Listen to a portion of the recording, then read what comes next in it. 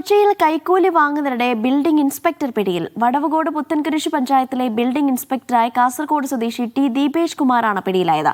കെട്ടിടത്തിന് രേഖകൾ ശരിയാക്കാൻ 15 ലക്ഷം രൂപ വാങ്ങുന്നതിനിടെയാണ് വിജിലൻസ് സംഘം ഇയാളെ പിടികൂടിയത്.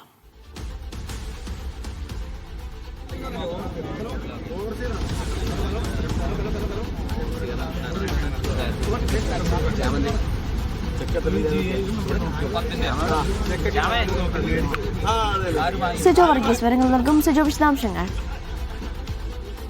അനീഷ, കരിമകളിൽ നിർമ്മാണം പൂർത്തിയാക്കിയ ഗോഡൌണിന്റെ രേഖകൾ ശരിയാക്കാനായിട്ടാണ് ഈ ബിൽഡിംഗ് ഇൻസ്പെക്ടർ കൈക്കൂലി ആവശ്യപ്പെട്ടത്. ഉടമയോട് ഏതാണ്ട് 20 ലക്ഷം രൂപയാണ് ഈ രേഖകൾ ശരിയാക്കുന്നതിനെ ആവശ്യപ്പെട്ടത്. 15 ലക്ഷം രൂപ കൈക്കൂലി വാങ്ങുന്നതിനിടയിലാണ് കാസർഗോഡ് സ്വദേശിയും ഒപ്പം തന്നെ വടവുകോട് പുത്തൻകുരിശ് പഞ്ചായത്തിലെ ബിൽഡിംഗ് ഇൻസ്പെക്ടറുമായ ദീപേഷ് കുമാറിന് വിജിലൻസ് പിടികൂടുന്നത്.